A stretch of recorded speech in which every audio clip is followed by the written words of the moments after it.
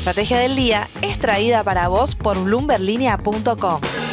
Muy buenos días, estrategas. Soy Francisco Aldaya, jefe del Buró de Argentina en bloomberlinia.com y hoy les voy a comentar las 3 noticias más importantes para que arranquen su día. Además, Juan Pablo Álvarez con todo sobre los bonos en la fija. Como siempre, no se olviden de darle clic al botón para seguir a este podcast, de compartir este capítulo, de activar las notificaciones y si les gusta lo que hacemos acá de lunes a viernes, ¿por qué no darnos un 5 estrellas en Spotify o un pulgar arriba en YouTube? 1.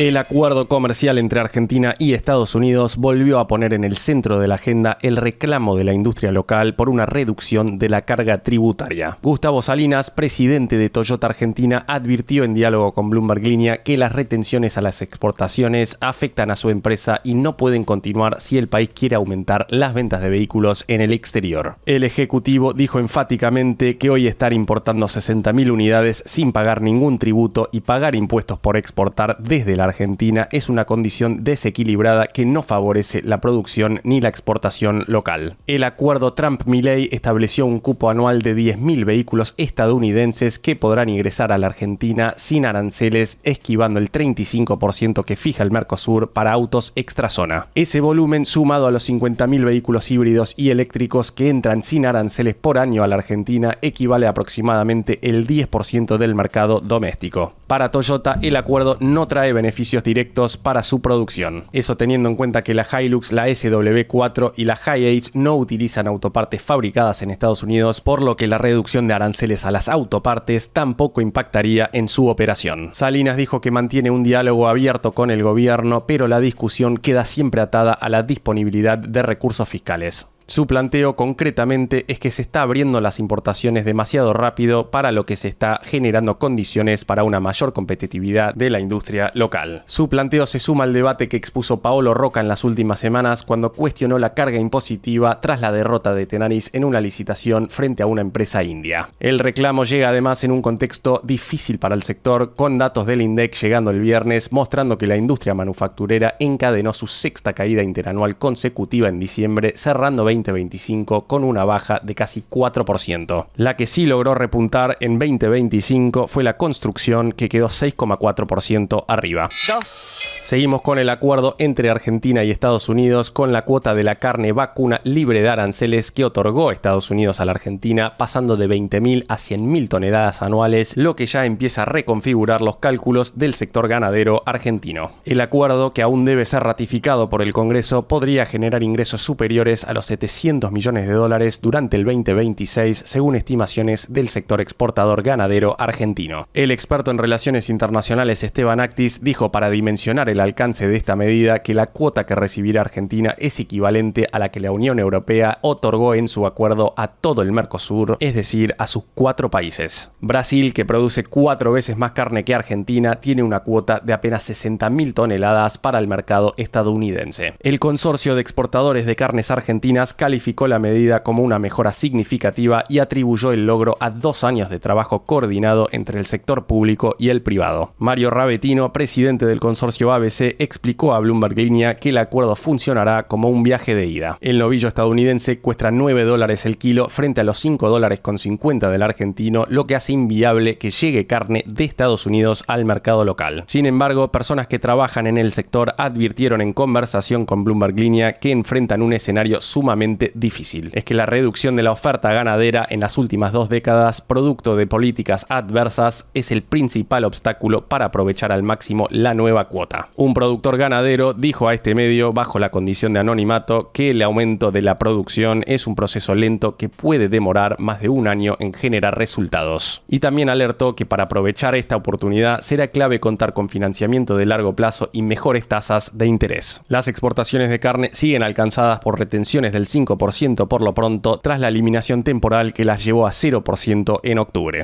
3. Wall Street cerró la semana con un rebote generalizado el viernes que alivió las tensiones acumuladas en los días previos. El Dow Jones se disparó más de 2,5%, alcanzando un nuevo máximo histórico. El S&P 500 rebotó 1,9% y el Nasdaq avanzó 2,2%, aunque estos dos últimos siguen en rojo en el acumulado de 2026. Hablando del Nasdaq, Nvidia y Broadcom lideraron la recuperación recuperación con subas de 7% cada una después de las fuertes caídas que habían protagonizado en la semana. Jensen Huang, CEO de Nvidia, salió a calmar al mercado en una entrevista con CNBC diciendo que en la medida que la gente siga pagando por la inteligencia artificial y las empresas puedan generar ganancias con eso, las empresas van a seguir duplicando sus inversiones. Huang consideró así que el gasto de capital de la industria tecnológica en infraestructura de IA es, en sus palabras, justificado, apropiado y sostenible. Amazon, en cambio, fue una gran excepción el viernes, cayendo 5% después de haber reportado ganancias por acción levemente por debajo de las expectativas y anunciado un gasto de $200 mil millones para este año, superando las estimaciones. Y Bitcoin, por su parte, había saltado desde los $61.000 a la madrugada hasta los $71.000 a la hora de grabar este podcast. Recordemos que esa marca que tocó por la madrugada fue su nivel más bajo desde octubre de 2024. Y los activos argentinos, como veremos ahora, también tomaron respiro después de 3 jornadas consecutivas de caídas. Antes de pasar a la fija, veamos rápidamente cómo van a abrir hoy los mercados. El S&P Merval subió 1,5% el viernes. Fue una jornada bien verde para las acciones argentinas en Wall Street, con subas de hasta 7,1% para Superbill y solo una caída de 3,2% para Mercado Libre. Los bonos en dólares cerraron con subas de hasta 0,5%, dejando al riesgo país en torno a los 512 puntos. El dólar blue, por su parte, cerró en 1.435, el MEP en 1.449 y el contado con liqui en 1.489 pesos. El dólar mayorista quedó en 1.432 y el minorista en 1.450, mientras que las tasas de interés en pesos quedaron, en el caso de la LECAP que vence el 16 de marzo, en 37% y la caución a 3 días en 18,5%. En el frente de las reservas, el Banco Central compró el viernes otros $51 millones, llevando el total acumulado en 2026 a $1.476 millones. En cuanto a los commodities, el Brent quedó el viernes en torno a los $68, el oro subió 1,9% y la plata 0,2%.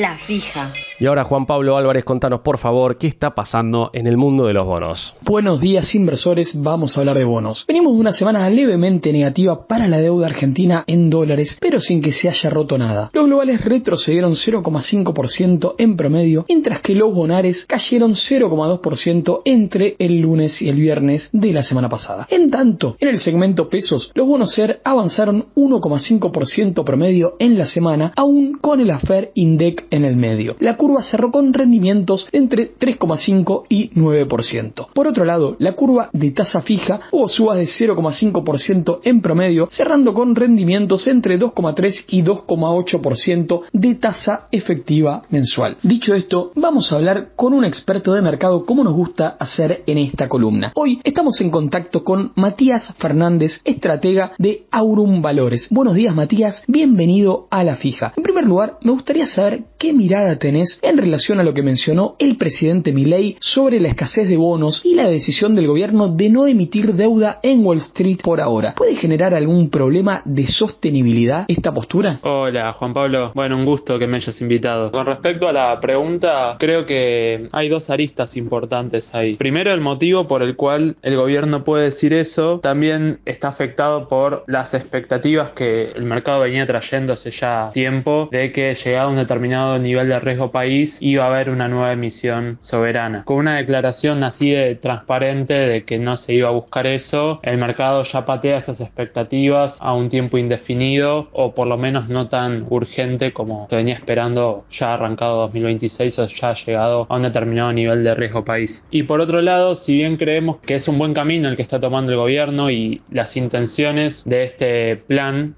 son correctas, el gobierno argumenta no la baja de la deuda, sino la baja de la oferta de bonos, con el fin de que se revalorice el precio y por ende baje la tasa, baje el riesgo país. Pero eso también se lograría con fuentes de financiaciones distintas. Eso quiere decir que el riesgo va a estar puesto en los nuevos acreedores de la deuda, que pueden ser también acreedores privilegiados. Así que hoy por hoy no vemos ese problema de sostenibilidad de deuda, pero sí es algo a monitorear cómo se empiezan a obtener estos financiamientos para el repago, porque obviamente sabemos que la mejor manera sería de una forma más natural, con acumulación de reservas, que es el programa que está llevando el gobierno todos los días, ¿no? Y también con el superávit, pero ellos argumentan esto a través de la búsqueda de distintas fuentes de financiación. ¿Puede generarse un efecto crowding in al correrse el soberano de la búsqueda de deuda? Es decir, que esto permita mayor financiamiento para los corporativos argentinos que buscan deuda en el exterior. El argumento de que la falta de oferta soberana generaría un beneficio para el resto de activos de la curva es muy relativo, porque implicaría no considerar que la curva corpo tiene un mejor desempeño a unas tasas más bajas, mejor desempeño en punto de vista, ¿no?, desde los emisores también, porque también tiene un mejor track record, un mejor historial de lo que fue el gobierno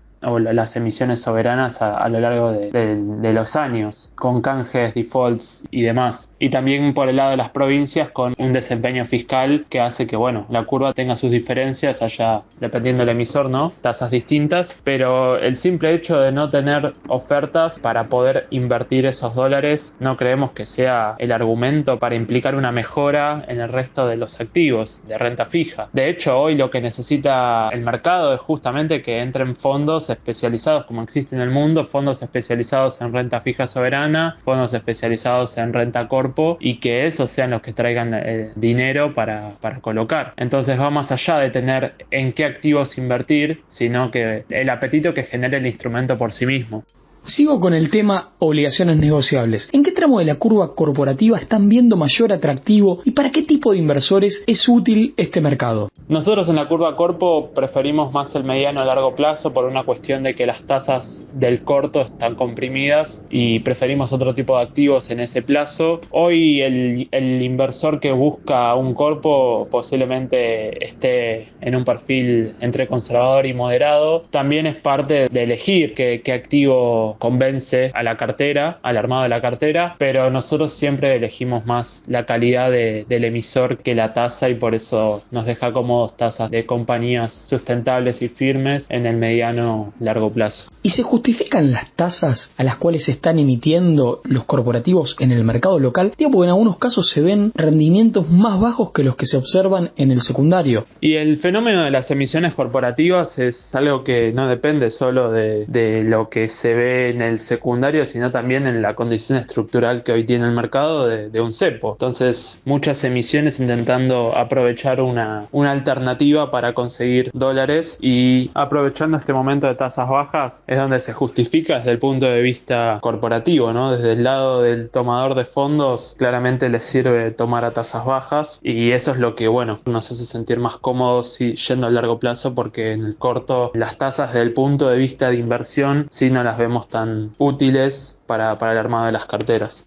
¿Hoy estás viendo más atractivo en bonos soberanos hard dollar o en bonos soberanos en pesos? El atractivo de los hard dollar se encuentra más en el largo plazo. Estamos hablando de las emisiones 2035, 2038, tanto por seguridad como por la estabilidad que estuvieron presentando en este tiempo, que mientras tanto van devengando una tasa interesante para esos plazos. Pero para el corto nos convence más la curva a pesos, también lo más corto posible para evitar los movimientos de volatilidad que estuvo habiendo en las curvas por las tasas de interés, la falta de liquidez y demás. ¿Crees que el carry sigue teniendo recorrido para una cartera agresiva o llega un momento en el que el tipo de cambio se está poniendo demasiado exigente? El carry hoy nos parece una estrategia demasiado agresiva, al punto que no es algo que nos deja tranquilos para la recomendación, salvo perfiles que lo demanden.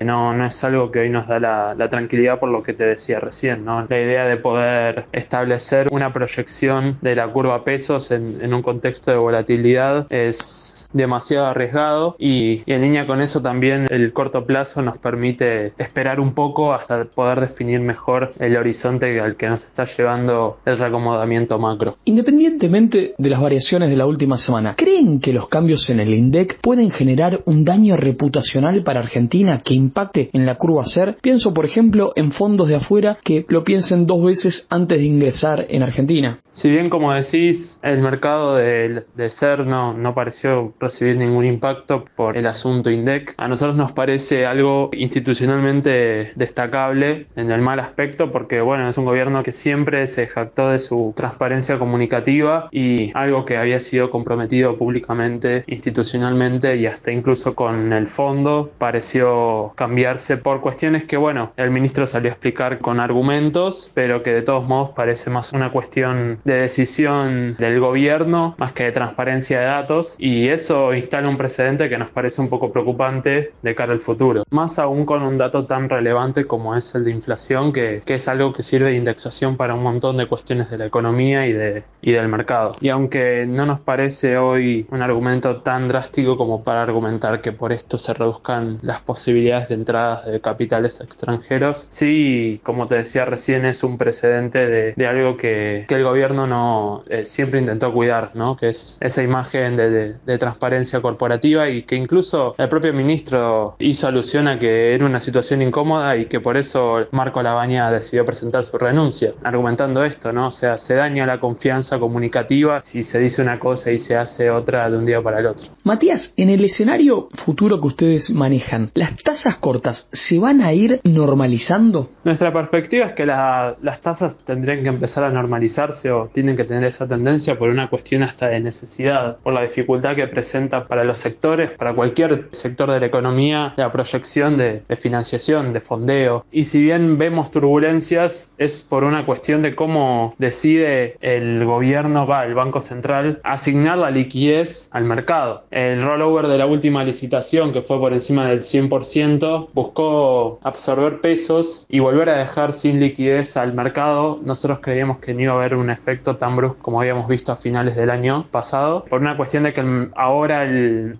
BCRA está monetizando la economía vía compra de divisas diariamente. De hecho, publicamos el otro día el saldo que generó, hubo una variación neta de base monetaria entre lo que monetizó el banco a través de la compra de reserva de divisas y absorbió el tesoro, pero ese mecanismo de inyección de liquidez que está haciendo el Banco Central debería de tender a buscar una estabilidad de las tasas de interés por el bien de todo el mercado. Yendo al mercado internacional de renta fija, me gustaría saber, por un lado, si prevén que siga el inflow hacia emergentes, y también si en líneas generales creen que las condiciones actuales favorecen más la búsqueda de calidad o de rendimiento. Hoy nosotros elegimos más la calidad porque los spreads de rendimiento que estamos viendo son bajos. No consideramos que la prima de riesgo que se pague sea lo suficientemente valiosa como para no priorizar la calidad de la cartera, y más en un contexto donde no solo pesa la dirección que tomará la macro y el mercado local, sino lo que está pasando en el resto del mundo. Vemos una volatilidad incesante semana a semana, cuando parece que se viene un rally estrepitoso y al otro día un tweet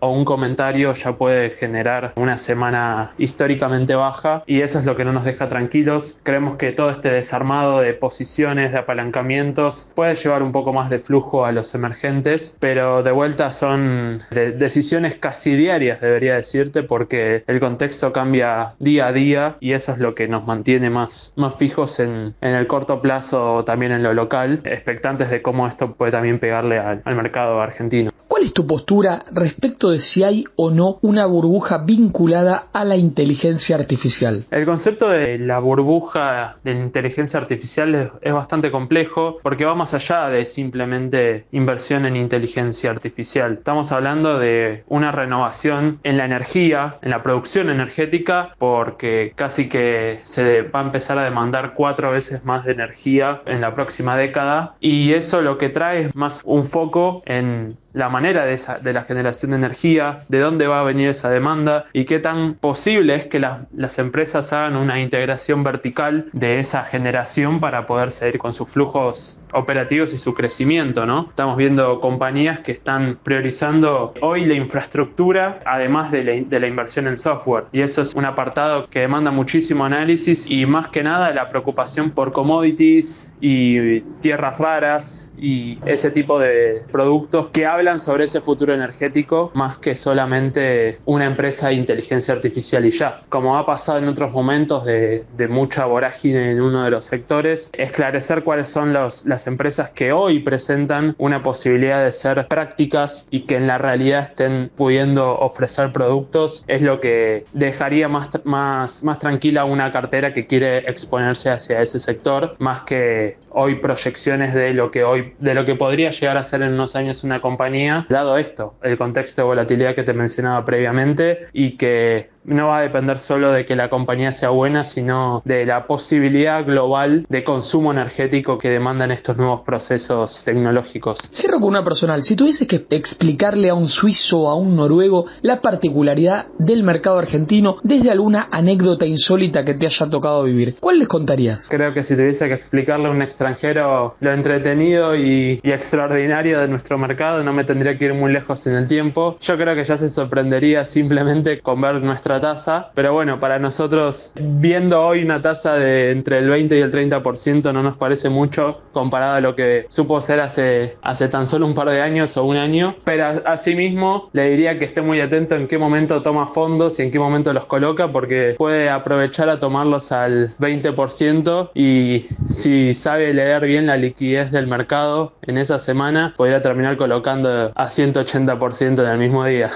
Así que creo que con eso se va a llevar una buena sorpresa y una dimensión de lo que es nuestro mercado. Y ahí pasaba por la fija Matías Fernández, estratega de Aurum Valores, a quien le agradecemos enormemente su presencia en este podcast. Antes de despedirme, quería compartir con ustedes un informe de PwC que arroja las siguientes conclusiones y voy a citar textual. Récord histórico en emisiones. En 2025, las emisiones primarias de fideicomisos financieros y obligaciones negociables superaron los 20.250 millones de dólares medidos al contado con liqui, marcando el mayor volumen en al menos una década y creciendo más de 50% frente a 2024. Energía y ONs en dólares como motor. Las ONs en dólares alcanzaron 16.000 millones bajo el régimen general, con el sector energético concentrando 10.500 millones de dólares en New Money. YPF lideró con 2.760 millones de dólares en 11 emisiones. Mejora macro y reapertura financiera. La compresión de riesgo país hasta 570 puntos básicos permitió 24 emisiones internacionales por 9.600 millones de dólares con tasas promedio del 8,3% de TNA y plazos de 86 meses, mientras las tasas en pesos bajaron a 33%, reactivando el mercado local. Ahora sí, estimados oyentes, me despido de todos ustedes y les agradezco mucho por haber estado del otro lado.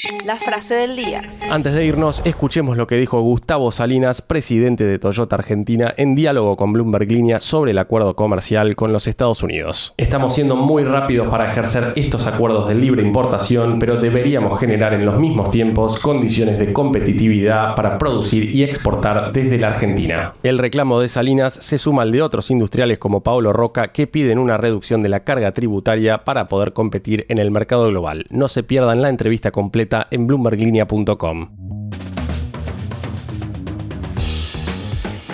Esto fue un nuevo capítulo de la Estrategia del Día Argentina. Yo soy Francisco Aldaya, jefe del Buró de Argentina de Bloomberg Línea, y me podés seguir en X en @franaldaya. No se olviden de darle clic al botón para seguir a este podcast y a la campanita para que se enteren al instante cada vez que sale un capítulo de lunes a viernes. Espero que tengas una gran jornada productiva.